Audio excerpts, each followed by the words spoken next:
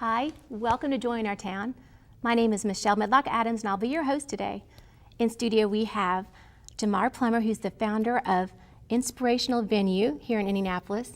And we're going to be talking about how to reach youth today. You know, we were talking earlier off camera, there is a big generation gap, it seems to be. Sometimes we want to reach the youth with Christ. We want to, get the word in them at a young age, but we're disconnecting. And so we could all use a little help with that. Whether you have kids or grandkids or you just know kids, you need to know this. So we're going to get some help here. So thank you for being here and helping us out with this. I like this inspirational venue idea that as I was reading about all the stuff that you do, and you use music as a way to reach them. Now let's talk about the youth.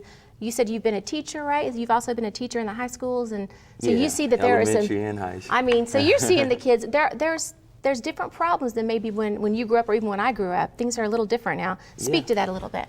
Well, I think things that are going on now are somewhat, that it says there's nothing new under the sun, but there are different methods now. There are different ways that kids are handling things. Nowadays it takes somebody who can reach them a different way. The problems that some of the kids are facing, they may not be as mature as maybe we thought we were during that time. So, there's a big gap. There's a big gap because now parents are telling their kids, you need to do this, you need to do that to be successful.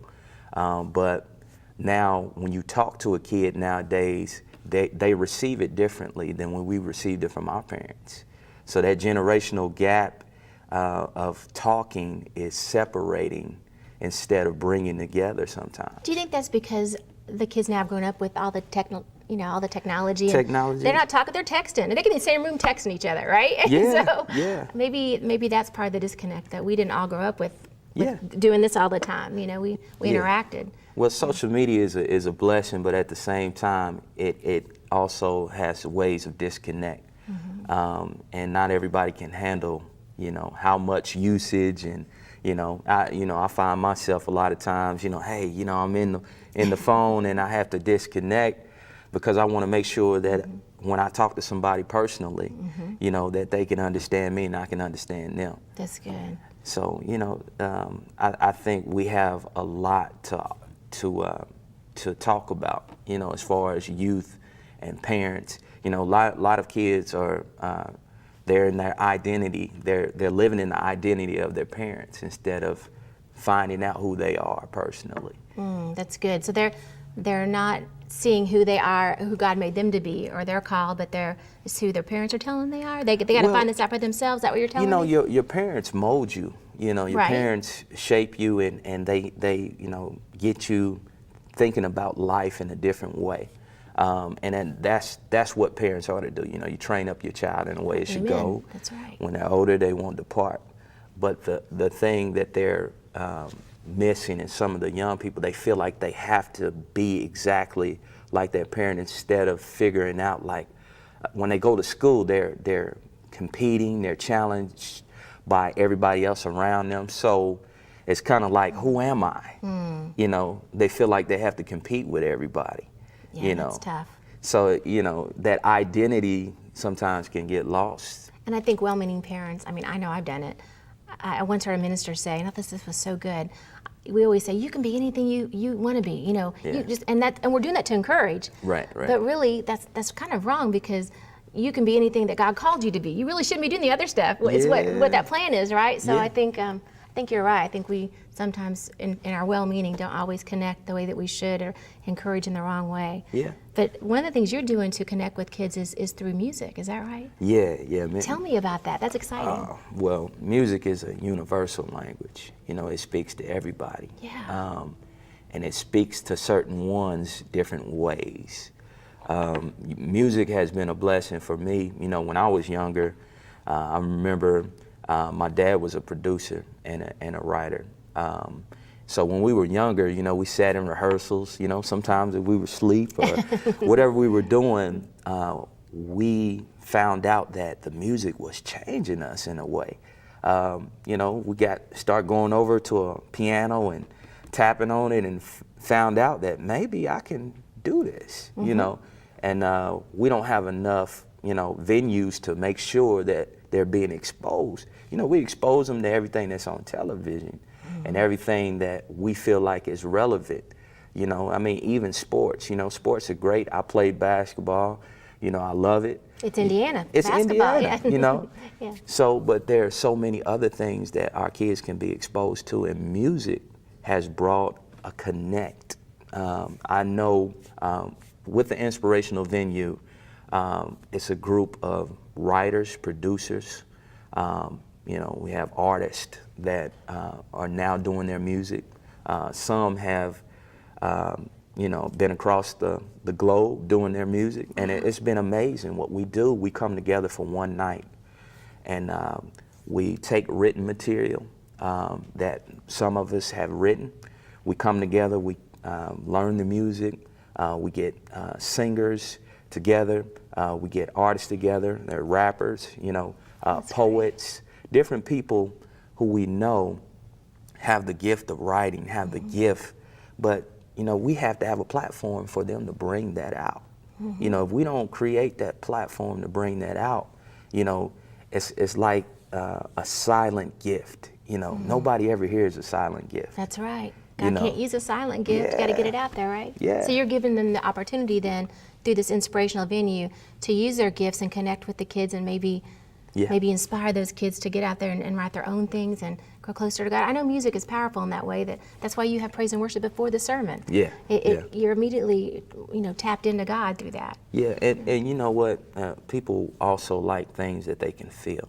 You know, that's good. Before I write any music, I need to know that it hits home first, that I feel it. You know, I can't give you something that I can't feel personally. Because it's not going to ring true if you do, right? And kids will call you on that every time. Every time. Yeah. Every time. Right. You know, and they pick up on it. What's amazing to me is that inspiration, you know, God breathes. Inspiration is something that will store inside of a person.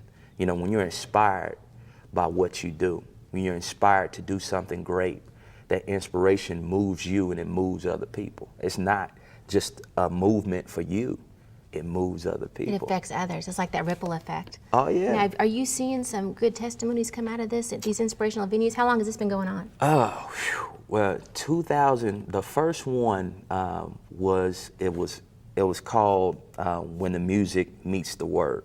You know, most people think, when they think of the word, they just think of like preaching or teaching, but they forget that the words that come off a song or lyrics are the word.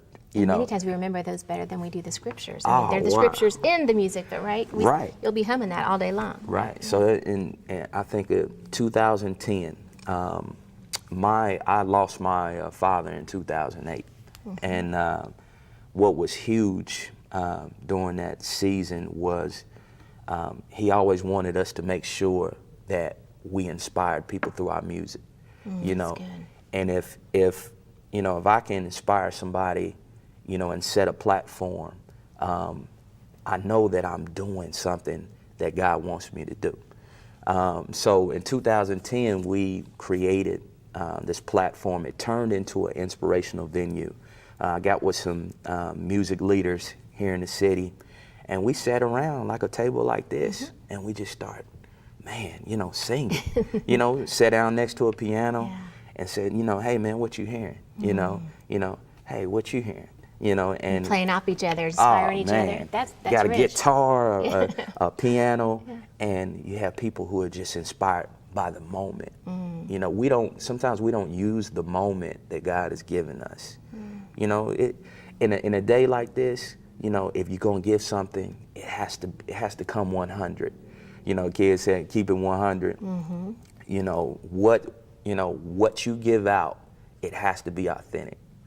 You know, and people have to feel that. Because there's so much out there that isn't. So it's easy to identify when it is, and people will come back for that. Yeah. So how many of these do you have a year, these inspirational venue events? We try to have at least 3 a year, every 3 to 4 months. Perfect. So, you know, every 3 to 4 months, you know, we have one coming up next month. Is it open to everybody, anybody who wants to come? It's open to everybody. Do you have this at the church? Yeah, well, we have different locations. Okay. My church is called Promise Place. And the name is powerful within itself because it is a place of promises. God blessed me with a song called Promises. And it came off of a personal situation with myself where I had lost almost everything that seemed like was a blessing. And when I lost it, I came back to God and I said, hey, man, I said, haven't I served you? You know, don't you, I'm your child. Right. You know, why? You know, it's almost like a Job experience. And I'm like, God, man, I'm here. You know, have I not been faithful? And, he said, you don't have to worry. He said, you don't have to fret. He said, I'm your maker and I know what's best. He said, so no matter what you've been through, he said, I know you.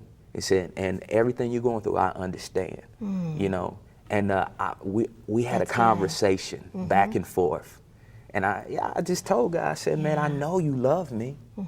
Even if it doesn't look like it right now because of what I'm feeling, I know you love me. And he told me, he said, I told him back, I said, I'm standing on the promises of God. Amen. Which is also a song. Yeah. Standing on the promises. I sang that growing up back in the hymn book. When we Yeah. used the hymn books, we don't do that anymore. Yeah. So where is the website where they can go and find out more about these particular nights of music? We actually have it's a website. It's under jplum.com. That's 2 M's? Yes. Okay, jplum.com. jplum.com, All right. 2M's.com. We are putting more of our events on there. We actually have some of the music birthed from the Inspirational Venue, which is an album.